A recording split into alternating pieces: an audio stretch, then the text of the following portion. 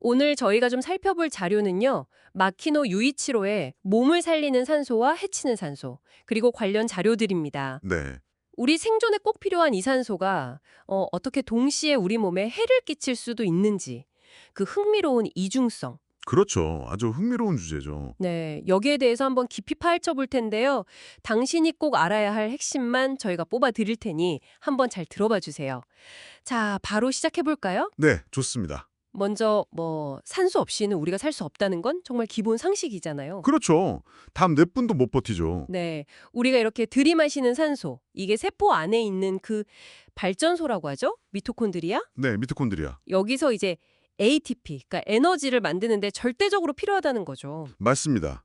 모든 생명 활동의 기본 에너지원이죠. 뇌 활동이라든지 면역 체계를 유지하는 데도 필수적이고, 병원에서는 산소요법으로 생명을 살리기도 하고요. 정말 몸을 살리는 고마운 존재인 건 분명해요. 네. 그런데 말이죠. 바로 그 지점에서 산소의 어떤 반전이 시작됩니다. 반전이요? 네. 우리가 에너지를 만드는 과정에서 이게 뭐랄까 자동차 엔진이 매연을 내뿜는 것처럼 필연적으로 일부 산소가 좀 불안정한 형태로 변해요. 아, 이걸 활성산소, 영어로는 ROS라고 부르는데요. 이게 문제입니다. 활상산소. 들어본 것 같아요. 네, 이 활성산소는 굉장히 불안정해서 주변에 있는 세포들, 예를 들면 DNA나 단백질, 세포막 같은 것들을 그냥 마구 공격합니다. 공격한다고요? 네, 그 외에 쇠가 녹쓰는 거나 사과 잘라놓으면 갈색으로 변하는 거 있잖아요. 아, 네네. 갈변 현상. 그런 것처럼 우리 세포를 손상시키는 거예요. 이걸 바로 산화 스트레스라고 부릅니다. 잠깐만요. 그럼 그 에너지를 만드는 과정에서 필연적으로 생긴다는 말씀이세요? 네, 그렇다고 봐야죠. 그럼 우리가 숨 쉬고 살아있는 한 활성산소는 계속 만들어지는 거네요? 정확합니다. 그럼 그게 쌓이면 아까 말씀하신 노화나 암, 심혈관 질환 같은 여러 질병으로 이어진다는 거군요. 네, 맞습니다.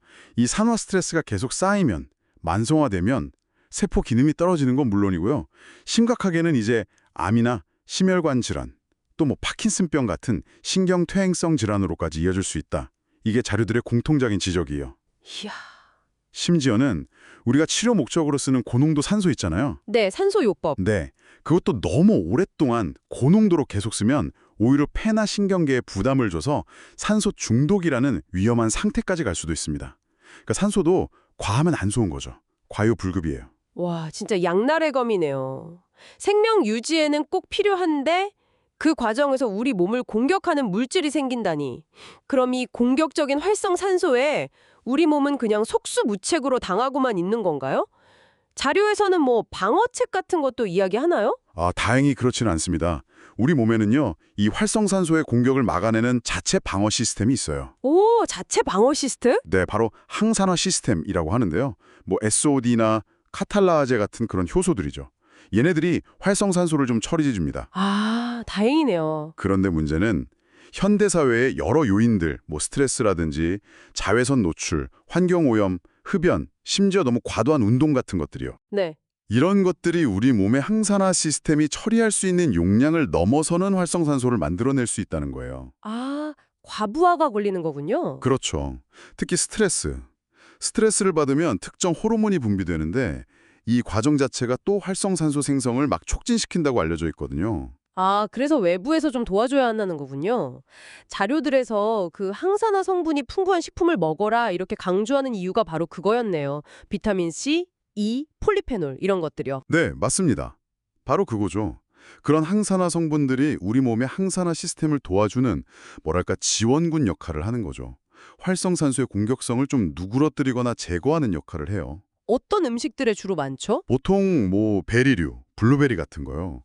그리고 녹색 잎채소, 견과류, 심지어 다크 초콜릿 같은 데도 풍부하다고 알려져 있습니다. 오, 다크 초콜릿도요? 네. 근데 이제 음식만으로는 좀 부족할 수도 있어요. 더 중요한 건 사실 균형입니다. 균형. 균형이요. 네. 예를 들어 운동도 적절하게 하면 오히려 우리 몸의 항산화 방어 능력을 키워주거든요. 네. 근데 너무 과하게 하면 오히려 활성산소를 대량으로 만들어내요. 아, 운동도 과하면 안 좋군요. 그렇죠.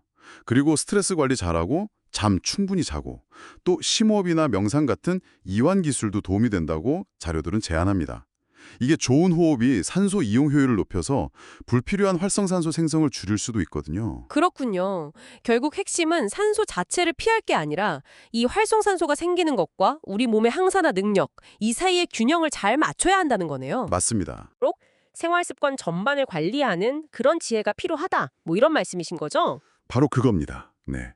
이 내용을 당신의 어떤 건강관리라는 더 큰 그림에 한번 적용해 보시면 좋겠어요. 산소의 이 양면성, 이중성을 이해하는 것이 우리 몸을 더 깊이 이해하는 첫걸음이 될 수 있습니다. 네. 자, 그럼 오늘 이야기의 핵심은 좀 명확해진 것 같습니다. 산소는 우리를 살리는 생명의 동력이지만 동시에 활성산소라는 부산물을 통해서 노화나 질병의 원인이 될 수도 있다. 그렇죠. 그래서 항산화 시스템을 잘 지원하는 식습관, 또 스트레스 관리, 적절한 운동, 좋은 호흡 같은 건강한 생활 습관으로 이 미묘한 균형을 잘 지키는 것이 중요하다는 것. 이게 핵심이겠네요. 네, 아주 정리가 잘 된 것 같습니다. 그래서 오늘 논의를 마무리하면서 당신에게 이런 질문을 한번 던져보고 싶어요. 네, 어떤 질문인가요? 우리 몸은 지금 이 순간에도 끊임없이 산화와 항산화라는 어떻게 보면 상반된 힘 사이에서 계속 줄다리기를 하면서 균형점을 찾아가고 있거든요. 그렇죠. 그렇다면 건강하다는 것이 어떤 이상적인 상태, 정적인 상태에 딱 도달하는 걸 의미할까요? 아니면 어쩌면 이 끊임없는 줄다리기 속에서 능동적으로 계속 균형을 유지하고 또 조절해 나가는 그 과정, 그 역동적인 과정 자체가 바로 건강의 본질은 아닐까 하는 겁니다. 아, 과정으로서의 건강. 네, 한번 좀 깊이 곱씹어 볼 만한 질문인 것 같습니다.